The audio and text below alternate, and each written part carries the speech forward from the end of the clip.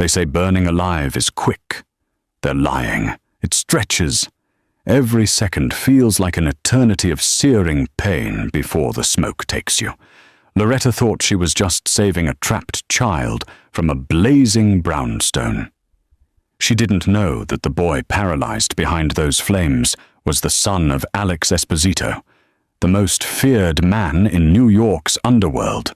She didn't know that running into that fire would pull her into a world of ashes, million-dollar blood debts, and a man who could raise the entire city for his child. She saved the boy's life, but she was about to find out that might have been her fatal mistake. The heat hit Loretta like a physical blow before she even reached the door. It wasn't the friendly crackle of a fireplace or the controlled flame of a kitchen stove. This was something primal, a roaring beast that breathed sulfur and rage, consuming everything in its path. Black smoke poured from the second-floor windows of the brownstone, curling into the sweltering July sky like dark fingers reaching for escape. The crowd gathering on the sidewalk had their phones out, recording, always recording, never helping. Loretta's fingers tightened around the crumpled bills in her pocket, tonight's tips from her double shift at the diner. Her feet should have kept moving. She should have walked past like everyone else, called 911, waited for the professionals. But then she saw the window. Ground floor. The one she passed every single day. The one where a boy in a wheelchair always sat, his small hand lifting in a wave that she'd returned for months without ever learning his name. The window was dark now. No movement, no wave. The sirens were still blocks away. Loretta dropped her purse and ran. Tell me in the comments before we begin where you are listening from. I'm responding to everyone. The fluorescent lights were too bright. That was Loretta's first coherent thought as consciousness dragged her back from the dark. Her second thought was that her lungs felt like someone had scrubbed them with steel wool and gasoline. She tried to sit up, but a hand pressed firmly against her shoulder. Easy there, hero. The voice belonged to a nurse whose face swam into focus, round, kind, exhausted. You've got smoke inhalation.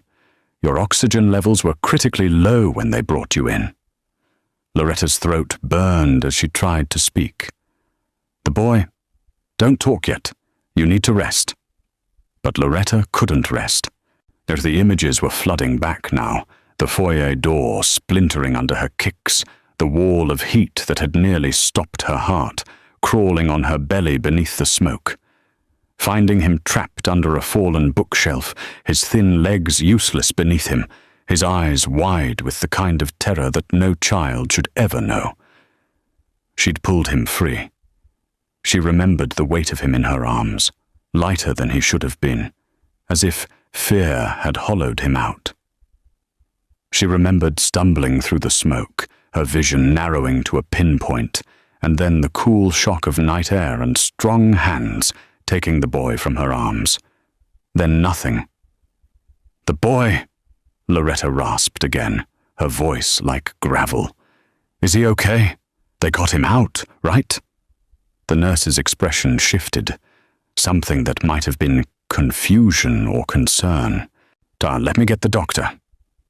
20 minutes later, Loretta found herself staring at two NYPD officers who looked like they'd rather be anywhere else.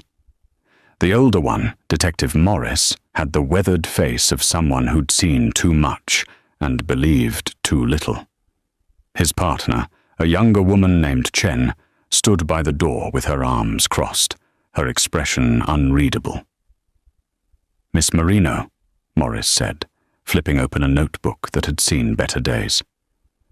We need to ask you some questions about tonight. I need to know if the boy is okay first. Morris exchanged a glance with his partner. What boy? The steel wool feeling in Loretta's lungs got worse. The boy from the apartment. Ground floor. He was in a wheelchair, paralyzed. I pulled him out. Miss Marino. Morris's voice had gone carefully neutral. but the tone of someone talking to a confused child or a potential mental patient. The building was empty. It's been condemned for 3 months. Squatters sometimes break in, but there was no one inside tonight.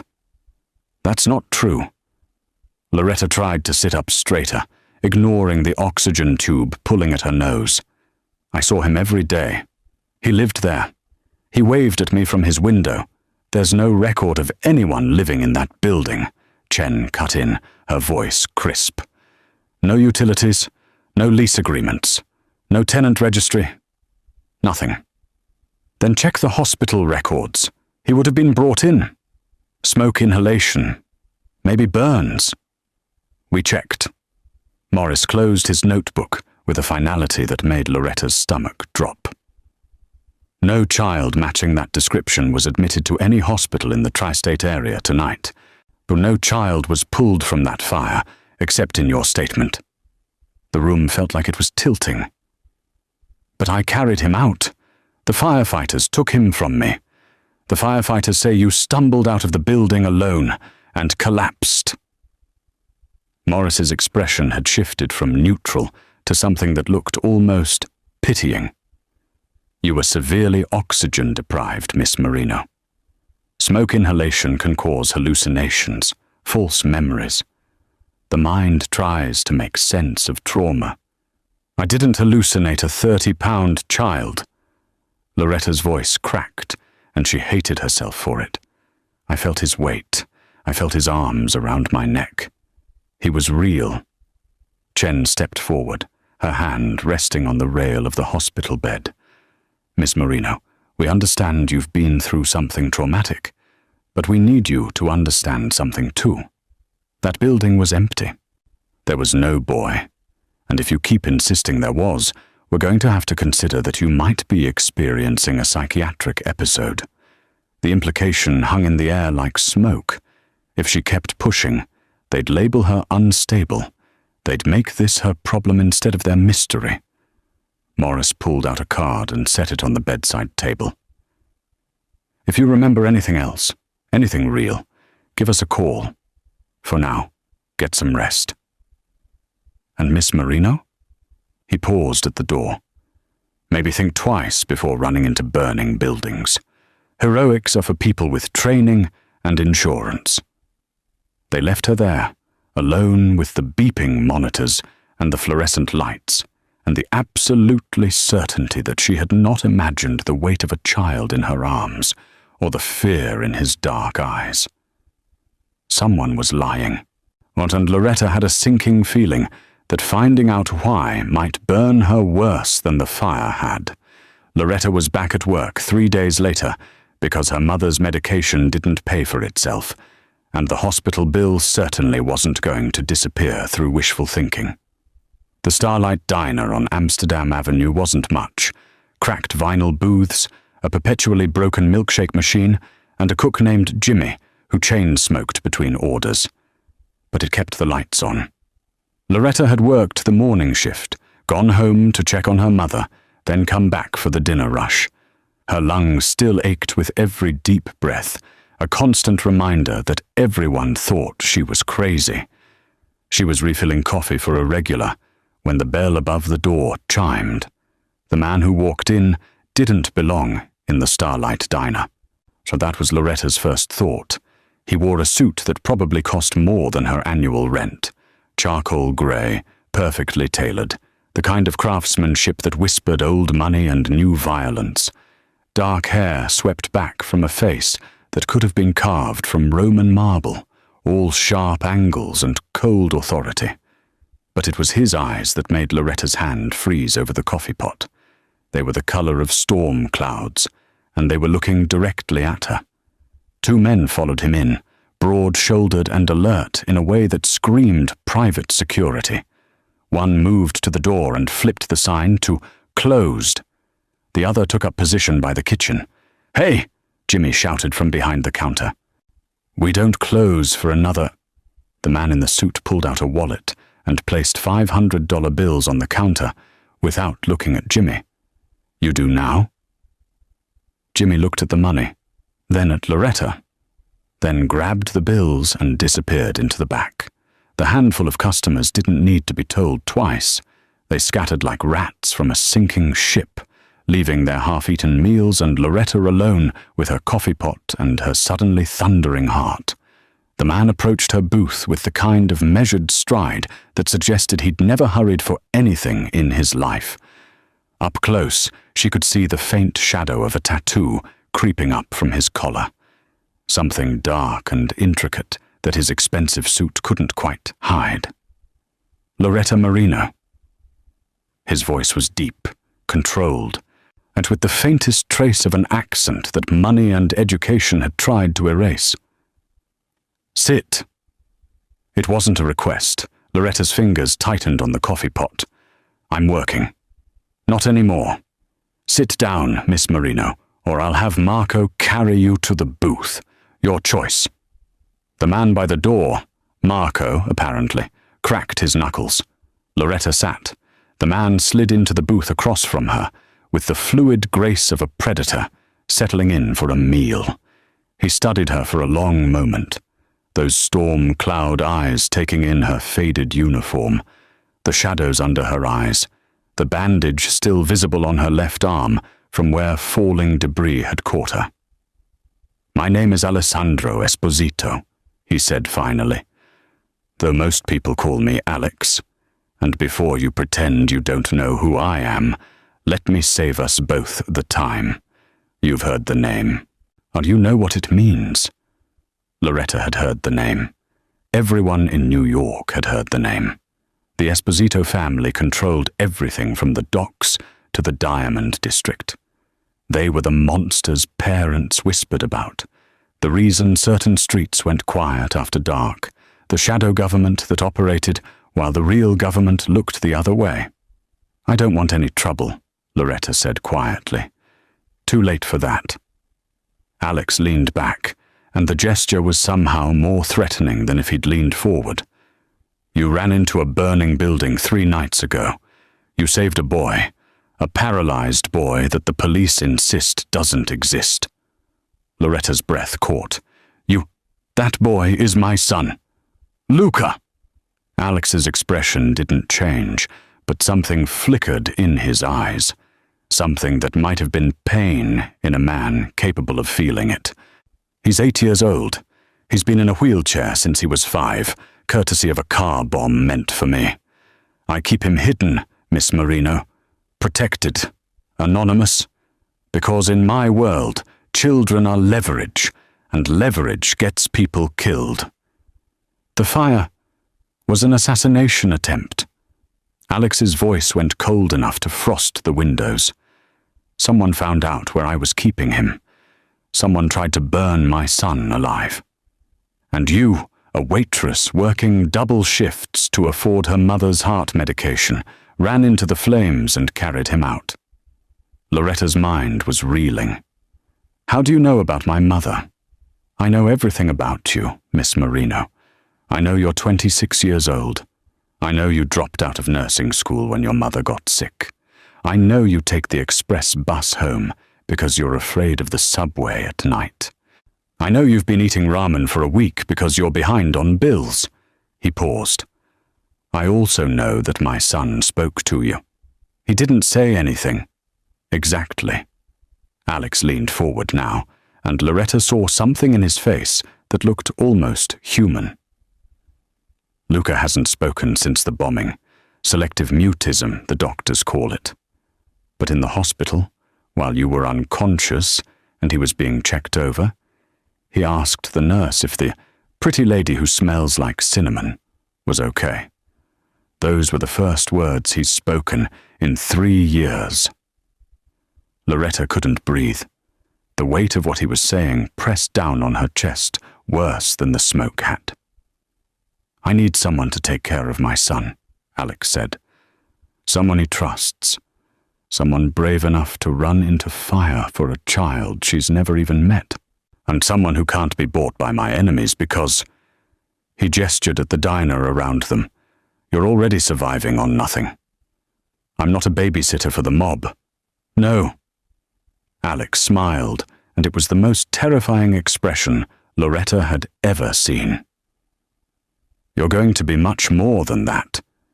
You're going to live in my home, care for my son, keep him safe. And in return, I'll pay off your mother's medical bills, give you a salary that will make your diner wages look like pocket change, and ensure that no one ever threatens you or your family again. And if I say no?" Alex stood, buttoning his suit jacket with deliberate precision. "Then I walk out that door, and you go back to your coffee pot and your ramen dinners. But understand this, Miss Marino. Someone tried to kill my son once. They'll try again. And the next time there's a fire, I won't be there to make sure there's someone brave enough or foolish enough to run inside." He placed a business card on the table. "You have 24 hours to decide. Choose wisely." He was gone before Loretta could find her voice, his security detail melting out the door behind him like shadows at dawn. Loretta sat alone in the empty diner, staring at the card. Embossed letters, a phone number. No address, because men like Alessandro Esposito didn't need to advertise where they lived. Her hands were shaking. She had 24 hours to decide if she was going to walk into another kind of fire entirely. The car that picked up Loretta wasn't what she expected. She'd imagined something ostentatious, a stretch limousine with tinted windows and chrome accents. Instead, a sleek black sedan pulled up to her mother's apartment building at exactly 8 in the morning, so understated it could have belonged to any corporate executive. Except corporate executives didn't usually employ drivers who checked their shoulder holsters before opening the passenger door. Her mother had cried when Loretta explained where she was going. Not the full truth, never the full truth, but enough. A private care position for a wealthy family. Live-in. Excellent pay. Her mother's medications were already paid for, transferred into her account by someone with enough power to make hospital billing departments move at supernatural speed. "Be careful, baby," her mother had whispered, clutching Loretta's hands with fingers made fragile by illness. "Rich people don't give away money for nothing." Loretta knew that, or she just didn't know yet what the real price would be. The drive took 40 minutes, leaving Manhattan behind for the manicured wealth of Westchester County. They turned off the main road onto a private drive, flanked by iron gates that rolled open silently. Operated by guards Loretta couldn't see but knew were watching.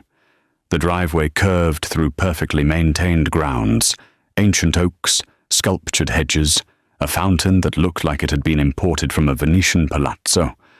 Then the house came into view, and Loretta understood that calling it a house was like calling the ocean a puddle. The Esposito estate was a fortress disguised as old money architecture. 3 stories of grey stone and tall windows, with wings that stretched out like protective arms. Security cameras tracked their approach from discreet mountings, or more guards, these ones visible, patrolled the perimeter with the disciplined spacing of military personnel. The message was clear. Nothing got in or out of here without Alessandro Esposito's permission. The car stopped at the front entrance. The driver opened her door without a word, and Loretta stepped out into air that smelled like cut grass and money, and something else she couldn't quite name. Danger, maybe. Or just the particular scent of a place where normal rules didn't apply. The front door opened before she could knock. Alex stood framed in the doorway, and the sight of him stole the breath from Loretta's lungs all over again. He wore another immaculate suit, navy this time, with a white shirt open at the collar. But it was what she could see at that open collar that caught her attention. The tattoo she'd glimpsed in the diner continued up his neck, dark lines that suggested something larger, more intricate, hidden beneath the civilized veneer of expensive fabric. A saint, maybe, or a demon. She couldn't tell which. "Miss Marino." He stepped aside. "Welcome." The interior of the house matched the exterior's promise of cold perfection. The foyer was all marble floors and soaring ceilings, a crystal chandelier that probably cost more than her mother's apartment building. Everything was pristine, coordinated, absolutely sterile. It looked like a museum after hours, beautiful and untouched and completely devoid of warmth. A woman appeared from a side hallway, older, severe, with silver hair pulled back so tightly it looked painful. "This is Mrs. Chen," Alex said. "She manages the household staff. She'll show you to your quarters. First, you should meet Luca." Alex's tone shifted slightly, and Loretta caught something in his expression that might have been vulnerability in a man capable of showing it. "He's been asking about you." They walked through hallways lined with art that Loretta suspected was original, a Modigliani here, what might have been a Caravaggio there. More security cameras tracked their progress. They passed closed doors behind which Loretta heard voices, the tap of computer keyboards, the kind of white noise that suggested this house was more than a home. It was a headquarters. Alex stopped at a door on the second floor and knocked, actually knocked, which surprised her. "Luca, your new friend is here." The room beyond was different from the rest of the house. Where everything else was cold and coordinated, this space exploded with color. Drawings covered the walls, crayon and marker and paint, chaotic and vivid. Toys scattered across the floor. A large window overlooked the gardens, letting in actual sunlight. And in the center of it all, in a wheelchair positioned by a low table covered in art supplies, sat the boy. Luca looked up, and his face transformed. He was small for 8, with Alex's dark hair and eyes that held too much knowledge for a child. The wheelchair was top-of-the-line medical equipment, all chrome and careful engineering. But his smile was pure and uncomplicated, and aimed directly at Loretta like a beam of light. "You came," he said, his voice barely above a whisper, as if speaking was something he had to consciously remember how to do. "Oh, I thought maybe I dreamed you." Loretta crossed the room and knelt beside his wheelchair, ignoring the way her still-healing lungs protested. "I'm real, and I'm here now." "Because of me?" Luca's expression turned uncertain. "Papa said you're going to stay because of me." "Because of you," Loretta confirmed, and reached out to gently squeeze his hand. His fingers were thin, cool, but they held onto hers with surprising strength. Behind her, she heard Alex make a sound, something caught between relief and something darker. When she glanced back, she saw him standing in the doorway, one hand braced against the frame. The tattoo was more visible now, curling up from his collar. She could make out wings, the suggestion of a blade, script in a language she didn't recognize. A savage history written on skin that expensive suits tried to erase, but never quite could. He caught her looking and didn't look away. "Mrs. Chen will show you the rest of the house," Alex said, his voice carefully controlled again. "Luca has physical therapy in an hour. You'll observe today. Tomorrow, you'll take over his daily routine." "His mother," Loretta started, "is dead." The words were flat, final, allowing no follow-up questions. "It's just us now." Alex left without another word, and Loretta heard his footsteps echo down the hallway like a countdown. She looked around at the colorful chaos of Luca's room, so different from the sterile perfection of the rest of the fortress, and wondered if this was the only place in the entire estate where anything was allowed to be messy or human or real. "Do you like drawing?" Luca asked, tugging at her hand. Loretta smiled, pushing down the unease that crawled up her spine. "I love drawing." "Good." Luca pulled her toward the art table. "Because Papa can't draw at all. His people are always shaped like potatoes. And despite everything, The guards, the cameras, the fortress walls, the dangerous man with salvation and damnation written on his skin. Loretta laughed. Maybe, she thought, she could survive this after all. The physical therapist arrived at precisely 10 o'clock, wheeling an equipment that looked more like medieval torture devices than medical tools. Her name was Dr. Reeves, and she had the kind of professionally cheerful demeanor that Loretta recognized from her own truncated nursing school days, the voice people used when they'd learned to smile through other people's pain. Luca's face shut down the moment she entered. "Good morning, Luca." Dr. Reeves's brightness could have powered the entire estate. "Ready to work on those leg exercises?" Luca stared at the wall. "Luca, we talked about this. If you want to get stronger, you have to." He said he doesn't want to. Loretta hadn't meant to interrupt, but the words came out before she could stop them. Dr. Reeves turned, her smile acquiring a sharp edge. "And you are?" "Loretta Marino. I'm Luca's new caretaker." "I see." The smile didn't reach Dr. Reeves's eyes. "Well, Miss Marino, and Luca has a very specific therapeutic protocol that's been designed by specialists. He needs to maintain muscle tone and joint flexibility, even if he's not particularly enthusiastic about it." "I'm not doing it," Luca said, his voice small but defiant. The session devolved from there. Dr. Reeves tried encouragement, then gentle insistence, then barely concealed frustration. Luca sat in his wheelchair like a stone statue, refusing to cooperate with stretches or exercises, or even basic range of motion work. After 45 agonizing minutes, Dr. Reeves packed up her equipment with movements sharp enough to cut glass. "Mr. Esposito will hear about this," she said, directing the comment at Luca, but clearly meaning it for Loretta. This is the third session he's refused to participate in. After she left, Loretta pulled a chair over to face Luca's wheelchair. "Want to tell me what that was about?"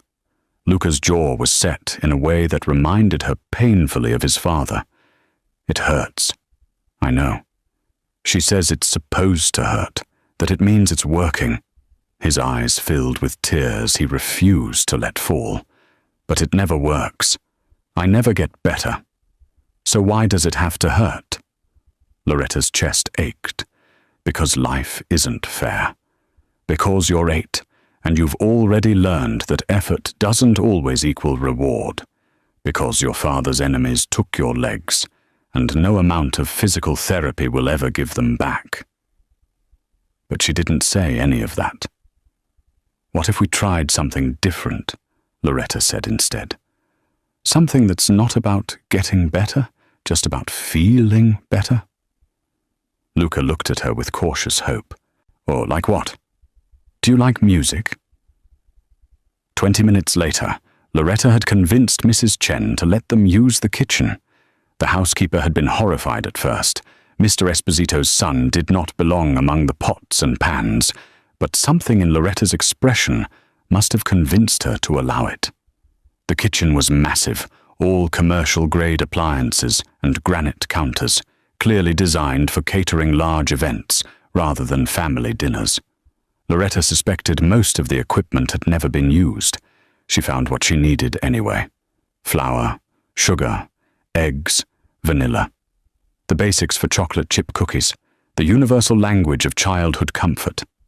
She lifted Luca from his wheelchair and settled him on a stool at the counter, positioning him so he could reach the mixing bowl.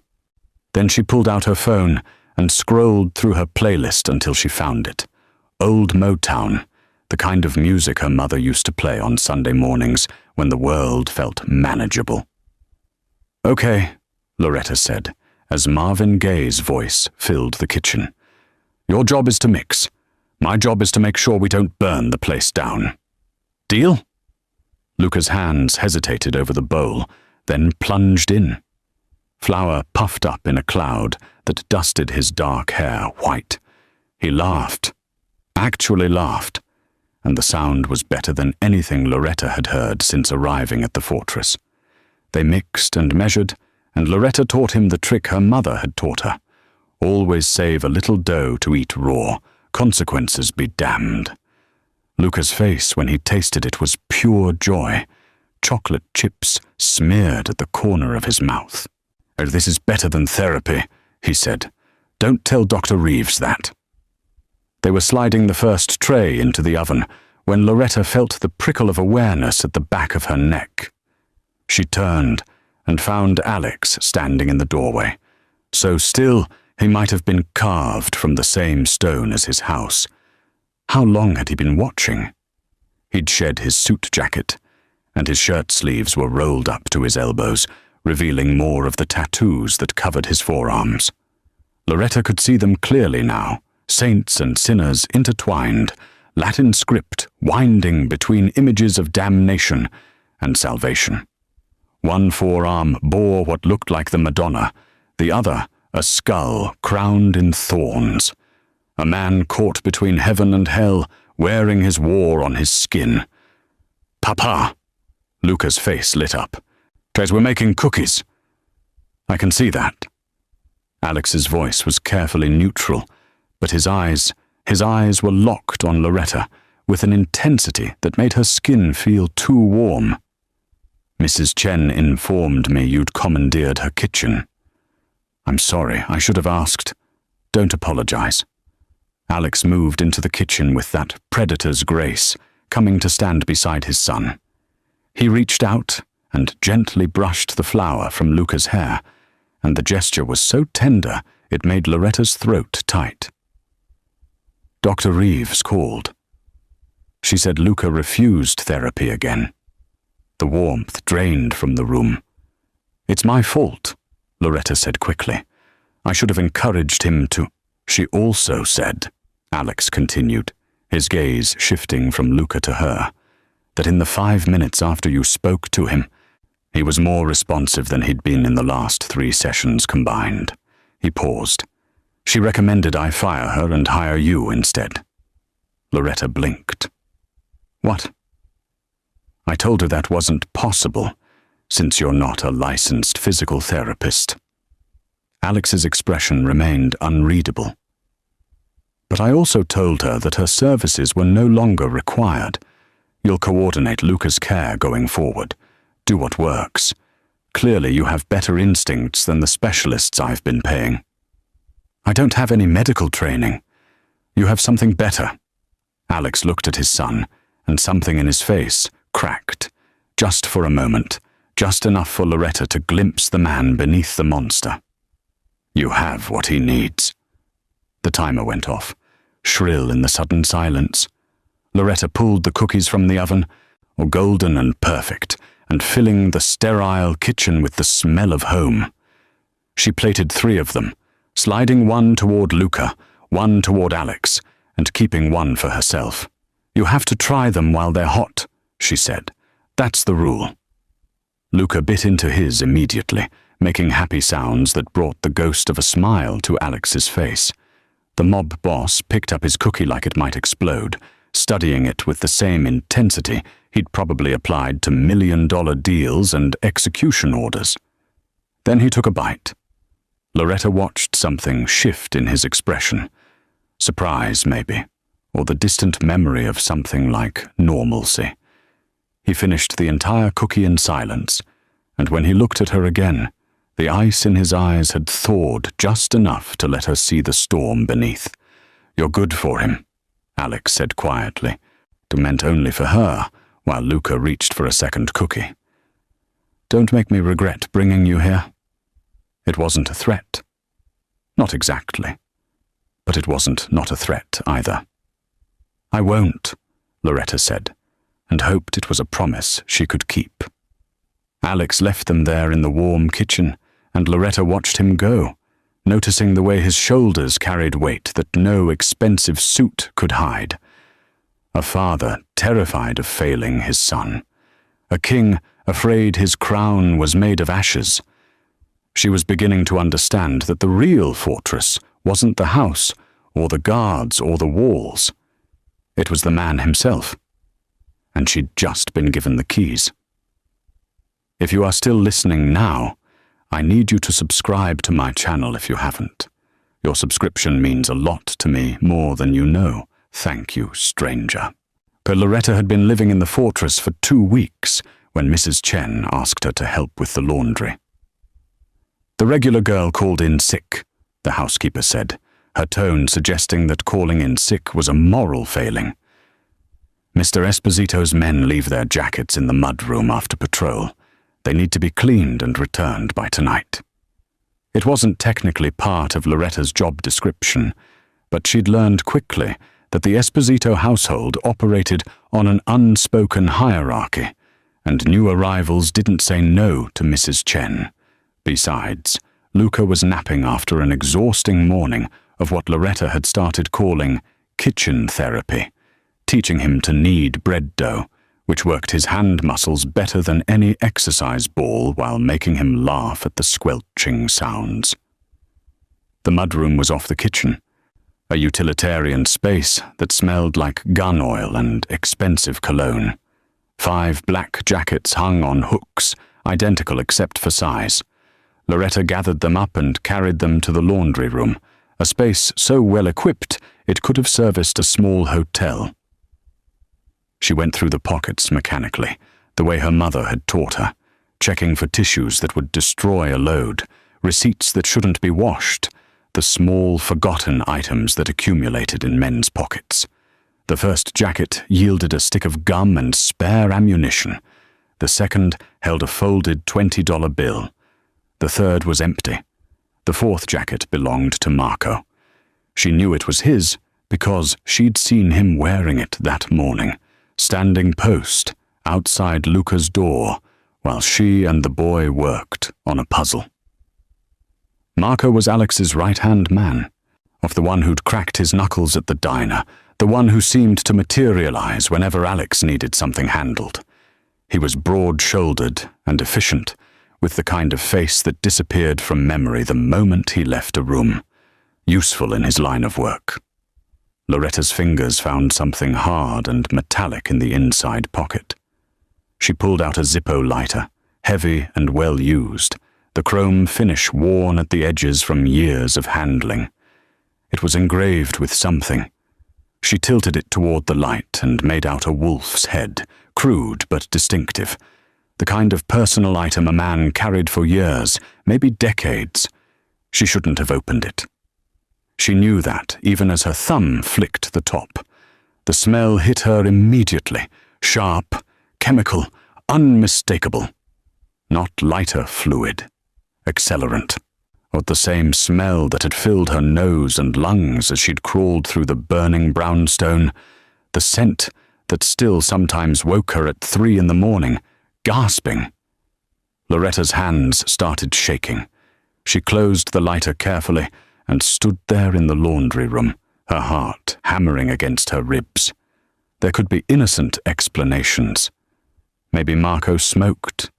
Maybe the lighter was old and the fuel had degraded. Maybe she was paranoid, seeing threats where there were none, because she was living in a house full of dangerous men and her nerves were shot. But she kept seeing the brownstone engulfed in flames, kept feeling the heat that had nearly stopped her heart, kept remembering Luca's terrified eyes as she'd pulled him from beneath that fallen bookshelf. "Someone found out where I was keeping him," Alex had said, "'cause someone tried to burn my son alive." Loretta's nursing school instincts kicked in, the same instincts that had made her decent at triage, at separating genuine emergencies from false alarms. She needed more information. She needed to be sure before she accused Alex's most trusted man of trying to murder his child. She took out her phone and photographed the lighter from every angle, capturing the wolf's head engraving, the worn finish, the distinctive markings. Then she opened it again and photographed the inside mechanism, the fuel chamber, everything. Her hands were steadier now, moving with purpose. The sound of footsteps in the hallway froze her mid-shot.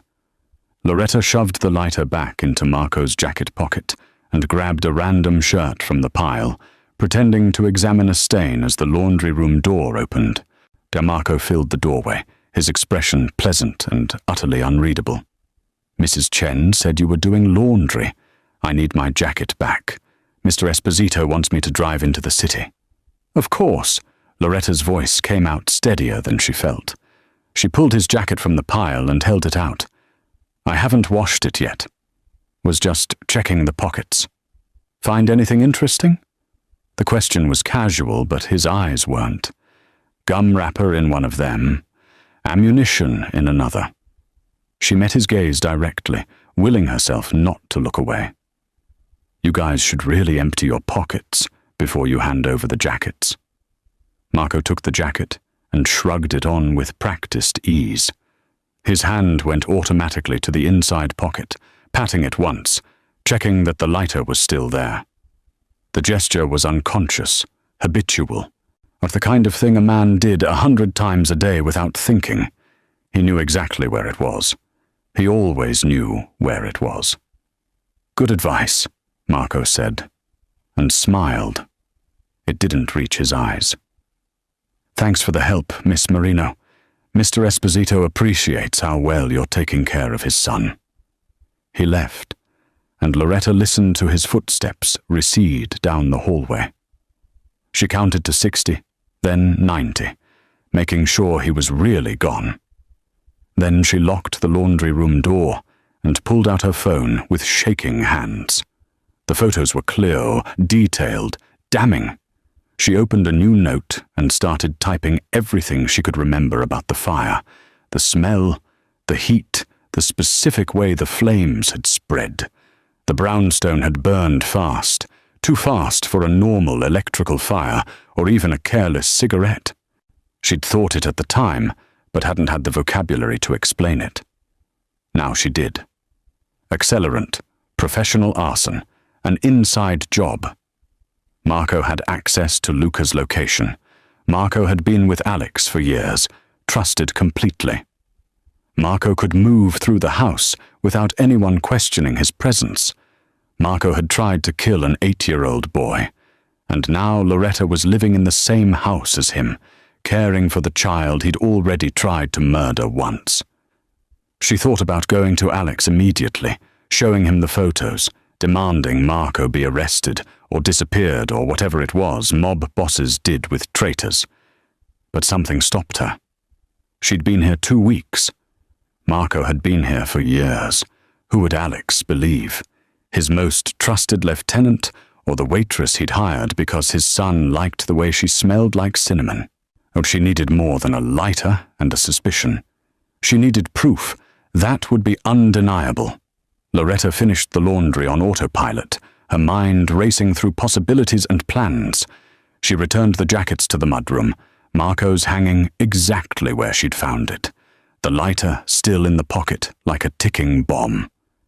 That night, she lay awake in her comfortable bedroom in the fortress, listening to the sounds of guards changing shifts outside her window.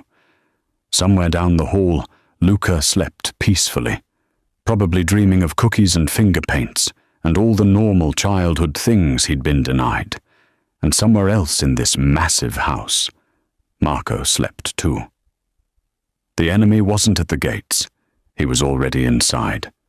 Loretta stared at the ceiling until dawn, the smell of accelerant still burning in her memory, and wondered how long she had before the monster struck again.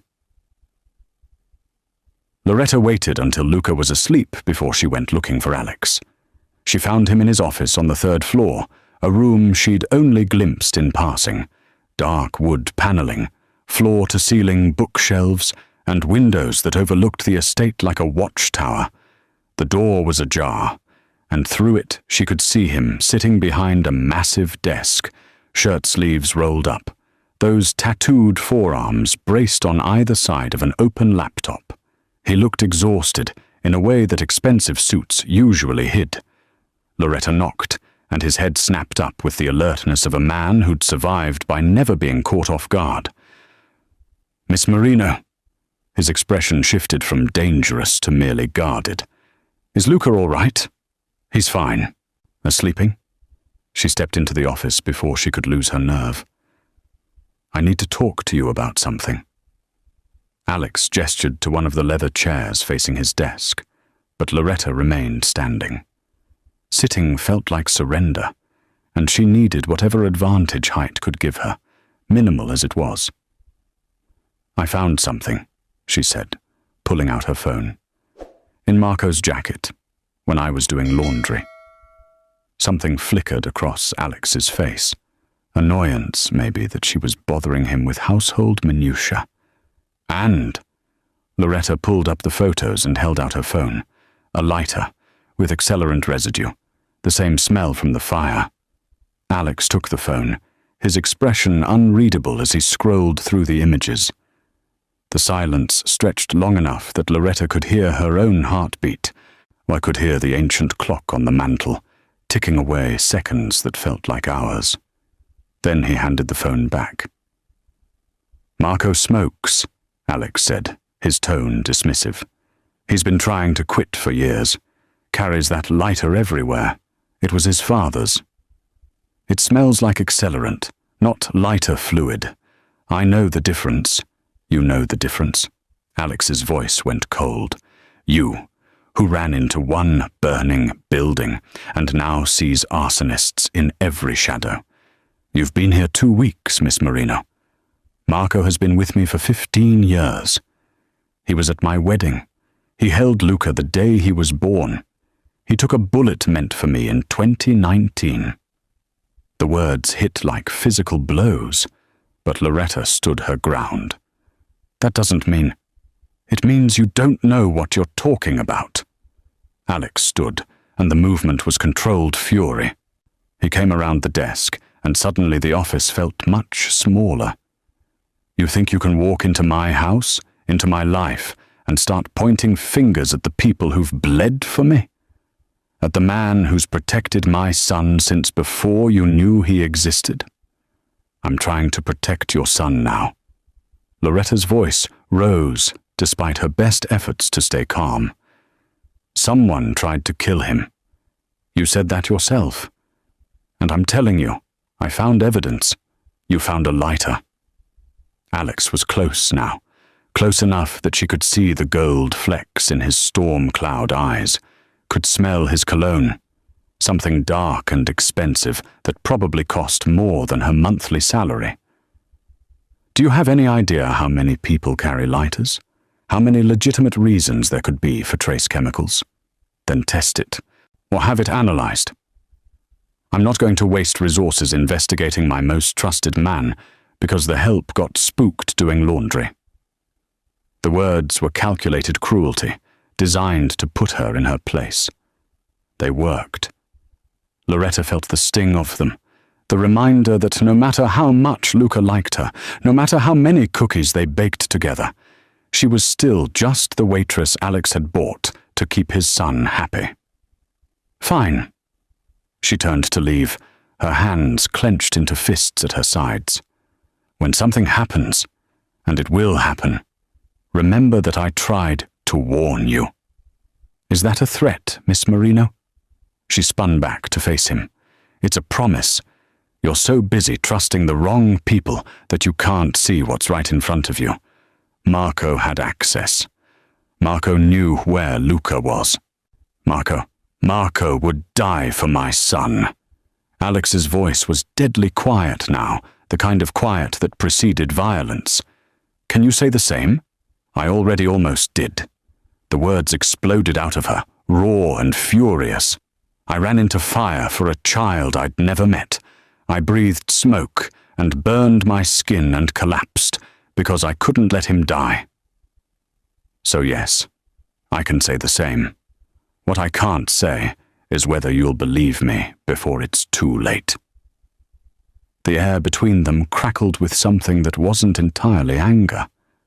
"You don't understand the world I live in," Alex said, but his voice had lost some of its edge. "Everyone wants something. Everyone has an angle. People don't just run into burning buildings out of the goodness of their hearts."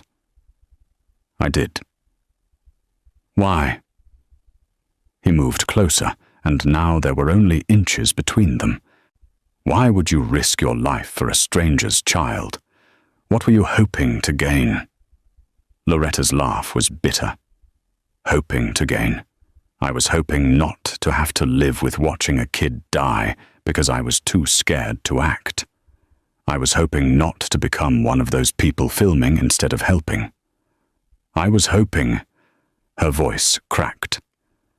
I was hoping to do one good thing in a world that feels like it's burning down around us every single day. Alex stared at her, and something in his expression shifted. The armor cracked, just slightly, just enough for her to see the exhaustion beneath it. The fear, the crushing weight of keeping his son alive in a world that wanted him dead.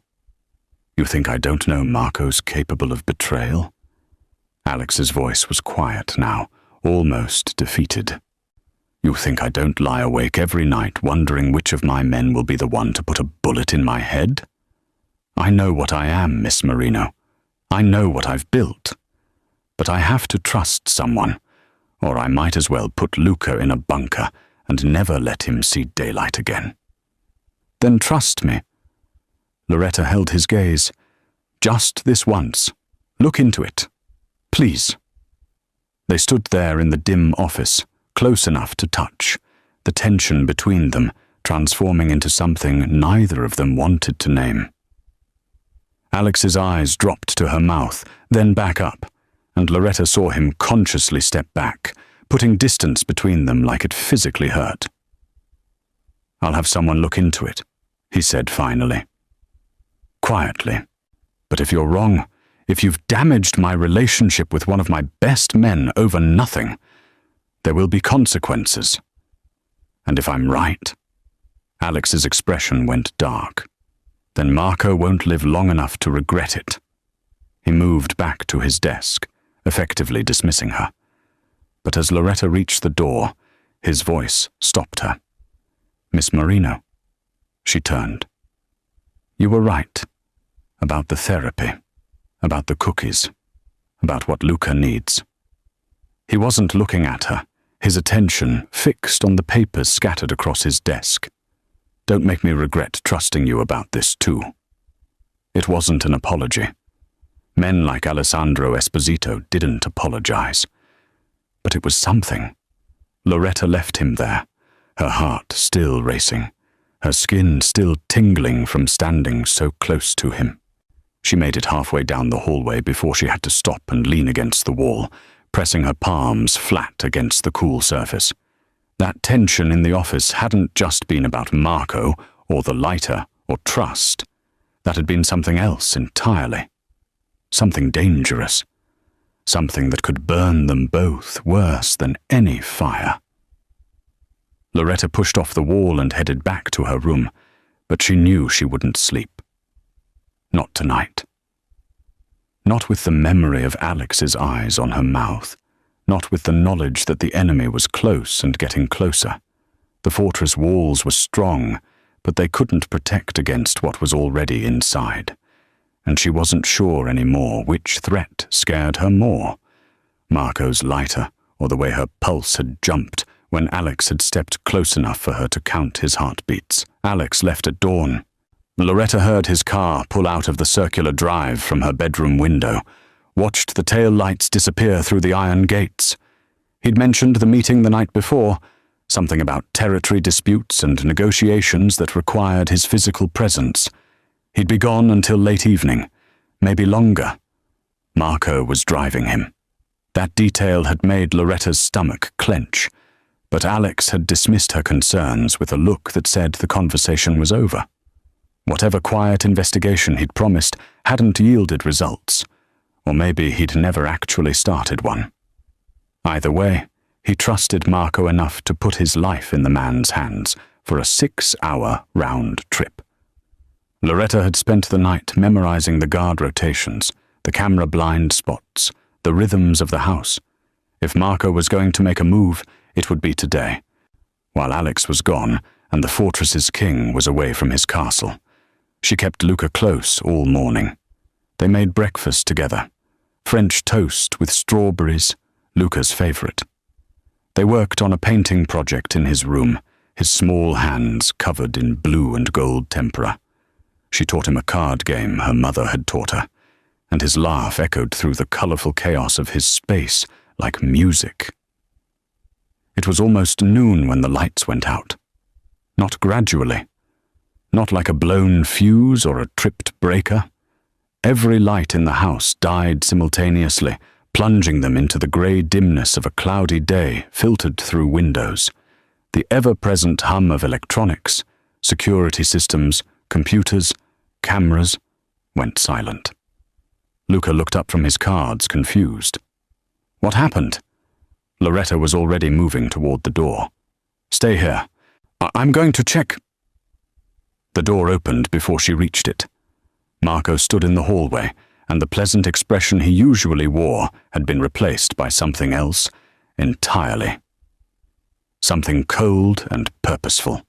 He held a gun in one hand, casual and competent, like it was an extension of his body. Step away from the boy, he said. Loretta's mind raced through options, calculating distances and probabilities. She was between Marco and Luca, but that advantage meant nothing against a bullet. The panic button Alex had shown her, the one that would summon every guard on the property, required electricity. The cameras were dead.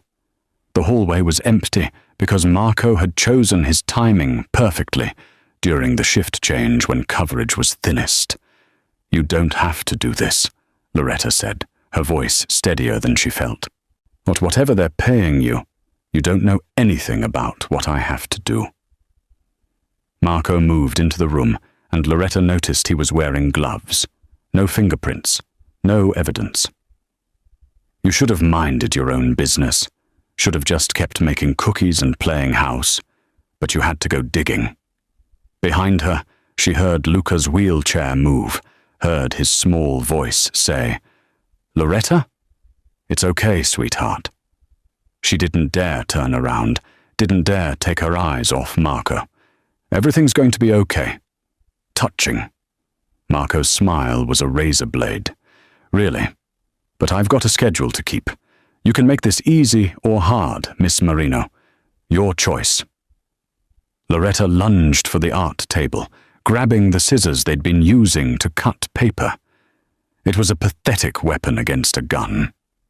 But it was something. She turned.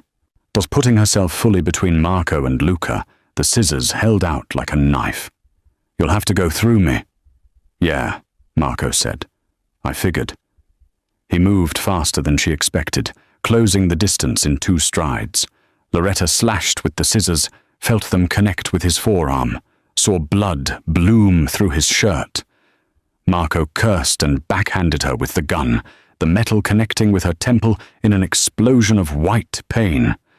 Loretta hit the floor hard, her vision swimming. She tried to get up, tried to move, but her body wouldn't cooperate. Through the ringing in her ears, she heard Luca screaming, heard the sound of his wheelchair being grabbed. No! She managed to push herself to her knees, tasted blood in her mouth. Marco was already at the door, Luca thrashing in his arms. The boy was stronger than he looked, so fighting with everything he had, his fists connecting with Marco's face and chest. But it wasn't enough. It was never going to be enough. Loretta! Luca's scream was raw terror. She tried to stand, but Marco turned and kicked her in the ribs. The air left her lungs in a rush, and she collapsed, gasping. The last thing she saw before the darkness took her was Luca's face over Marco's shoulder, tears streaming down his cheeks, his mouth forming her name. Then nothing. Loretta woke to absolute darkness and the smell of motor oil. Her head throbbed where Marco had hit her, and her ribs screamed with every breath. She tried to move and realized her hands were zip-tied behind her back, ankles bound together. The surface beneath her was rough carpet, vibrating with the rhythm of movement. A trunk. She was in the trunk of a car. The panic clawed at her throat, but she forced it down, forced herself to think. How long had she been unconscious? Where was Luca? The car was moving, which meant they were already away from the estate, already beyond the reach of Alex's guards. She tested the zip ties, twisting her wrists. Too tight. The plastic bit into her skin, and she felt the wet warmth of blood. Her fingers searched the trunk's carpet, looking for anything. A tool, a latch, a weapon. Nothing. The car hit a pothole, and Loretta's head bounced against the trunk floor, sending fresh sparks of pain through her skull. She bit back a scream and kept searching, her fingers finally finding the emergency release handle that all modern cars were required to have. She pulled. Nothing happened.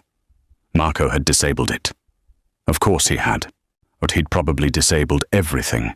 The GPS, the OnStar, any system that could track the vehicle. He'd been planning this for weeks, maybe months, waiting for the perfect opportunity. And she'd given it to him by warning Alex, by making Marco aware that she knew. The car slowed, turned, the quality of the road changed, smooth pavement giving way to something rougher. Gravel? Dirt? They were leaving the main roads, heading somewhere remote. Somewhere no one would hear screams or see smoke. Loretta's heart hammered against her cracked ribs. She thought about Luca, terrified and alone with a man who'd already tried to kill him once.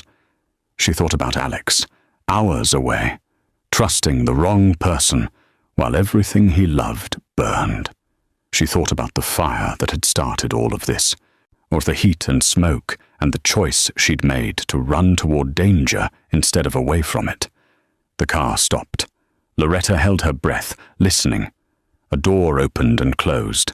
Footsteps on gravel, coming closer. The trunk latch clicked, and light flooded in, grey and overcast, but blinding after the absolute darkness. Marco's face appeared above her, and he was smiling. "Welcome back, Miss Marino. I was worried I'd hit you too hard." He reached in and grabbed her by the arm, hauling her out of the trunk with no regard for her injured ribs. She bit back a scream as her feet hit the ground, her bound ankles unable to support her weight. She was at an industrial complex, old, abandoned, the kind of place that had been left to rot when the jobs moved overseas. Rusted metal buildings stretched across a cracked parking lot, overgrown with weeds. In the distance, she could see the skeletal remains of a smokestack, and in Marco's other hand, held like a suitcase, was Luca's wheelchair. Empty. "Where is he?" Loretta's voice came out hoarse, desperate. Marco's smile widened. "Waiting for you. Both of you are going to help me send Mr. Esposito a very important message." He pulled something from his pocket, the Zippo lighter with the wolf's head engraving. "Some fires," he said, flipping it open, "are meant to burn everything to ash." The smell of accelerant filled the air, and Loretta understood with crystalline clarity that she wasn't going to walk away from this. Neither was Luca, unless she found a way to become fire herself. Marco dragged Loretta across the cracked parking lot toward the largest building, a steel mill that hadn't operated in decades, but the main doors hung open like a mouth, revealing darkness beyond. Her bound feet scraped against gravel and broken glass, leaving a trail of blood that no one would ever follow. Inside, the mill was a cathedral of decay. Massive machinery loomed in the shadows, conveyor systems, furnaces, industrial equipment that had been stripped of anything valuable and left to rust. Pigeons scattered from the rafters as Marco hauled her deeper into the building, their wings beating against the silence like 100 tiny heartbeats. Then she saw him. Luca sat in his wheelchair in the center of the floor, his small body dwarfed by the industrial wasteland around him. His face was streaked with tears, but his eyes burned with the same defiance she'd seen in his father. He wasn't screaming anymore. He'd gone silent, shutting down the way he had after the bombing, retreating to that place where words couldn't reach him. "Luca!" Loretta's voice echoed off the metal walls.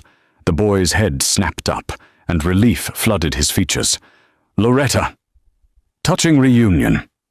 Marco shoved Loretta down beside the wheelchair, and she fell hard on her already injured ribs. Pain whited out her vision for a moment. The nanny dies trying to save the crippled kid. Very tragic, very heroic. Mr. Esposito will probably put up a statue. Loretta's hands were still zip-tied behind her back, but her fingers found Luca's through the wheelchair spokes. His small hand gripped hers with desperate strength. "You won't get away with this," she said, fighting to keep her voice steady. "Alex will know it was you." "Will he?" Marco pulled out a canister, industrial accelerant, the professional grade used in controlled demolitions. He began splashing it in a wide circle around them, the chemical smell overwhelming in the enclosed space. Or will he think it was the Calabrese family finally making their move? I've been very careful to leave their fingerprints all over this. The car I borrowed, the accelerant I purchased, even the location. This mill used to be their territory. He was creating a frame, a perfect, plausible story that would send Alex to war with the wrong enemy while Marco disappeared with whatever payment had bought his betrayal. "Why?" Luca's voice was small, broken. "I thought you were my friend." Something flickered across Marco's face. Regret, maybe, or the ghost of the man he'd been before money had mattered more than loyalty. "Nothing personal, kid. But your father made a lot of enemies. Now someone was going to collect eventually. I just made sure I got paid to look the other way." He pulled out the Zippo lighter, the wolf's head catching the dim light filtering through the broken windows. Loretta's mind raced through possibilities, through the slim chances of survival. The zip ties were plastic, tight enough to cut off circulation. The accelerant made a complete circle around them. Once Marco lit it, they'd have seconds before the fire became an inferno. But Marco was talking. Villains always talked, buying time while they savored their victory. And while he talked, Loretta was working her wrists against the plastic, feeling for any weakness, any give. "The Calabrese family offered me $2 million, Marco said, circling them like a shark.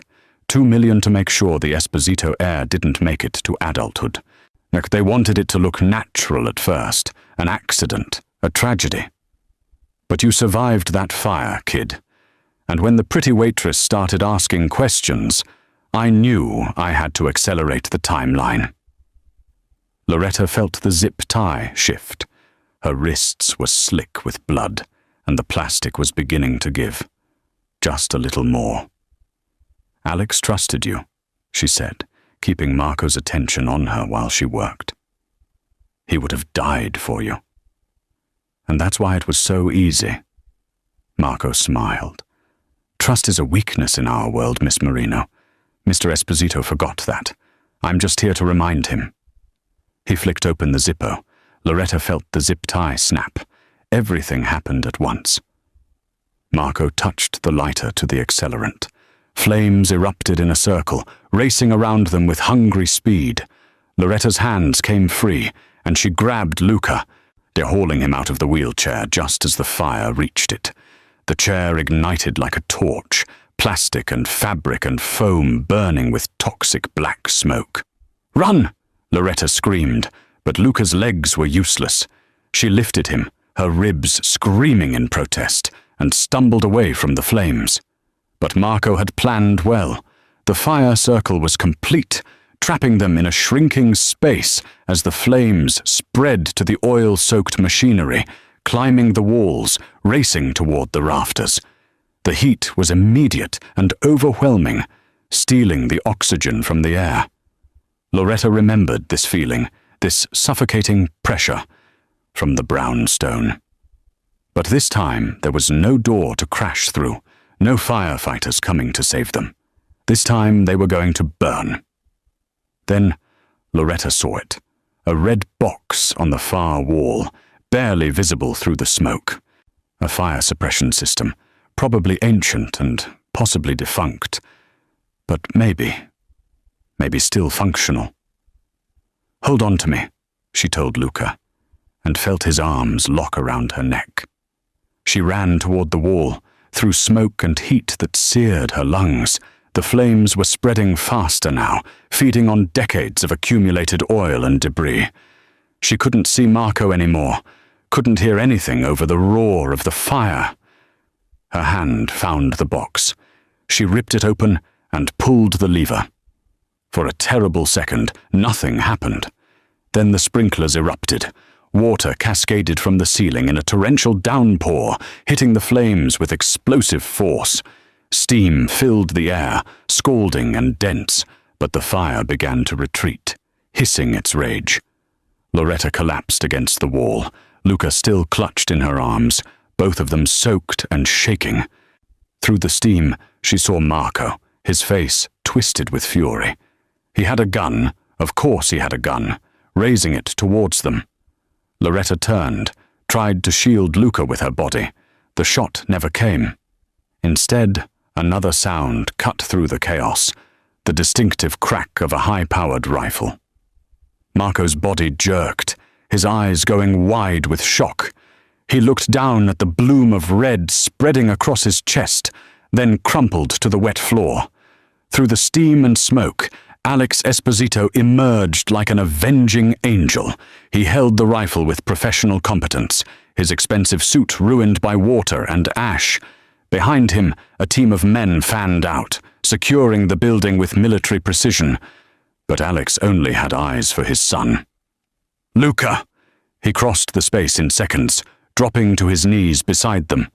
His hands ran over Luca, checking for injuries with a desperation that shattered his carefully maintained control.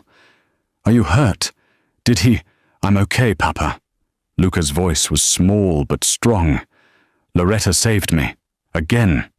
Alex's eyes finally met Loretta's, and what she saw there stole her breath more completely than any smoke. Relief and rage and something else, something that burned hotter than the dying flames around them. "You were right," he said, and his voice cracked on the words. "About Marco, about everything. I should have listened. I should have—" "You're here now," Loretta interrupted, because anything else he said would break them both. "That's what matters." Alex reached out and pulled her close, Luca caught between them, the three of them kneeling in the water and ash of the ruined mill. His forehead pressed against hers, and she felt him shaking, this man who'd built an empire on violence and fear, trembling like a child. "I thought I'd lost him," Alex whispered. "I thought I'd lost you both." The admission hung in the steaming air, more dangerous than any fire, more devastating than any betrayal, because in that moment, Loretta understood what she'd been trying not to see for weeks. She hadn't just saved his son. She'd claimed his heart, and in this world of ashes and violence, that might be the most dangerous thing of all. 6 months later, the fortress didn't feel like a fortress anymore. Loretta noticed it in small ways first, the way sunlight seemed to reach corners that had been dark before, the way laughter echoed through hallways that had only known silence. Mrs. Chen hummed while she worked now, and the guards smiled when Luca wheeled past them, his chair decorated with stickers he'd applied himself in a riot of color and chaos. The house had learned to breathe. Luca was the most visible change. He'd started physical therapy again, but with a new therapist who understood that progress didn't always look like medical textbooks said it should. He was speaking in full sentences now, telling elaborate stories about dragons and knights and waitresses who ran into burning buildings. His room had expanded into the adjacent space, filled with art supplies and adaptive equipment and the beautiful mess of a childhood reclaimed. But the biggest change was Alex. He still wore the expensive suits, still carried himself with that controlled power that made grown men step aside. But the ice in his eyes had thawed, or replaced by something warmer, something almost human. He'd stepped back from the family business, as he called it, delegating the violence to others while he focused on the legitimate enterprises that had always existed in the shadows of his empire. Real estate, import-export, investments that didn't require blood to turn a profit. He was trying to become the kind of man who deserved the life his son was building. The kind of man who deserved her. Loretta found him in the garden on a Sunday afternoon in early autumn. She'd been looking for Luca and discovered instead Alex kneeling by the rose beds, his sleeves rolled up, dirt under his fingernails. The tattoos on his forearms were fully visible in the golden light. All those saints and sinners, the visual history of a man trying to find redemption. "This is new," Loretta said, and he looked up with a smile that still had the power to stop her heart. Luca wanted a butterfly garden. Apparently, they need specific flowers. Alex gestured at the freshly turned earth, the careful arrangement of milkweed and coneflowers. "I've killed men for less than what these plants are costing me, but my son wants butterflies, so I'm learning about pollination." Loretta laughed, the sound carrying across the manicured lawn. Alessandro Esposito, mob boss turned gardener. The tabloids would have a field day. Former mob boss. He stood, brushing dirt from his hands. "I'm a legitimate businessman now. Ask my accountant." "Your accountant is terrified of you." "As he should be. I pay him very well to be terrified." Alex's expression softened as he looked at her, and Loretta felt the familiar flutter in her chest that had become constant over the past months. They'd been dancing around this thing between them, this attraction that had started in anger and evolved into something neither of them quite knew how to name. They hadn't acted on it. Not with Luca to consider, not with the weight of everything that had happened still fresh. But it was there, constant and patient, waiting for the right moment. "Walk with me," Alex said, and offered his hand. They walked through the garden, past the fountain, where goldfish now swam in water that caught the afternoon sun like liquid gold. Past the bench where Luca liked to read, decorated with the cushions Loretta had chosen because the estate needed color, needed softness, needed proof that beauty could exist without coldness. Alex stopped at a small clearing where a new tree had been planted, a Japanese maple, its leaves already turning crimson with the season. "I planted this the day after the mill," Alex said quietly. "A life for a life. My accountant thinks I'm losing my mind, spending money on therapy and trees instead of territory. But I'm tired, Loretta. Tired of building empires on ash. Tired of being the monster in my son's bedtime stories." Turned to face her, and the vulnerability in his expression was more devastating than any weapon. "You walked through fire for us. Twice. You didn't ask what we could give you, or what you would gain. You just ran toward the flames because that's who you are." His hand reached up to cup her face, thumb brushing her cheekbone. "I want to be the kind of man who deserves that. The kind of man who would walk through anything for you." Loretta's breath caught. "Alex, I'm not good at this," he continued, and she heard the frustration in his voice, the struggle of a man more comfortable with violence than vulnerability. "I don't know how to be soft or safe or any of the things you probably deserve. But I know that when I thought Marco had killed you, something in me broke that I didn't know could break. And I know that Luca lights up when you walk into a room in a way he never did before you came into our lives." He reached into his pocket and pulled out a small velvet box. When he opened it, Loretta's eyes burned with sudden tears. The ring was stunning, a ruby surrounded by diamonds, the stone the deep red of fire and passion and blood. It caught the light like a living thing, that like all the flames they'd survived distilled into something beautiful. "I'm not asking you to marry a mob boss," Alex said, dropping to one knee in the dirt of his butterfly garden. This man who'd ruled an empire, now kneeling before a waitress who dared to save his son. I'm asking you to marry a father who's trying to do better, a man who's learning about butterflies and therapy, and how to be someone his family doesn't have to fear. Marry me, Loretta. Walk through life with me, and I promise I'll spend every day trying to be worthy of the woman who ran into fire for us." Tears spilled down Loretta's cheeks as she dropped to her knees in front of him, taking his scarred, tattooed hands in hers. Yes.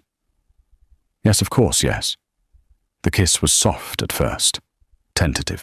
They're two people learning the shape of something new and precious and hard-won. Then it deepened, became something fierce and claiming, a promise sealed in the garden where butterflies would soon dance, and a man was learning to grow things instead of burn them. "I love you," Alex whispered against her lips. "I didn't think I was capable of it anymore, but you made me remember." "I love you too," Loretta said, and felt the truth of it settle into her bones. "My beautiful, broken king." Luca found them there 20 minutes later, still kneeling in the dirt, the ruby on Loretta's finger catching fire in the fading light. "Does this mean Loretta's staying forever?" he asked, and the hope in his voice was almost painful in its innocence. "Forever," Alex confirmed, and Loretta saw tears in his eyes, this man who'd built his reputation on never showing weakness, crying in front of his son because happiness was more terrifying than any threat. Luca wheeled closer and threw his arms around both of them, and they stayed like that as the sun set over the estate. Three people who'd found each other in fire and chosen to build something better in the ashes. Because sometimes, Loretta thought, salvation doesn't look like perfection. Sometimes it looks like a mob boss learning to garden, a traumatized boy learning to speak, and a waitress learning that running toward danger can lead to the safest place of all home. The world would still be complicated. Alex's past would still cast long shadows. There would be challenges ahead, negotiations between legitimate business and the life he was leaving behind. But they would face it together, this family forged in flames. And maybe that was the truest lesson, that courage wasn't the absence of fear, but the choice to love despite it. That heroism wasn't about being fearless, but about being afraid and running toward the fire anyway. That redemption was possible, even for men with blood on their hands and saints and sinners tattooed on their skin. Sometimes the bravest thing you could do was stay, was fight, was believe that even in a world burning down around you, you could build something worth saving. Loretta had run into fire to save a stranger's child. She'd walked out with a family. And that, she thought as Alex's arms tightened around her, was a story worth telling. If this story of courage, redemption, and unexpected love moved you, don't forget to like this video, subscribe to the channel for more powerful stories, and comment below telling us what moment touched your heart the most.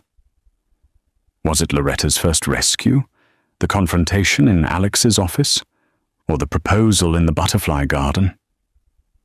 We love hearing from you, and your support helps us bring you more stories that remind us all that even in the darkest moments, hope can still ignite. Until next time, keep running toward the light.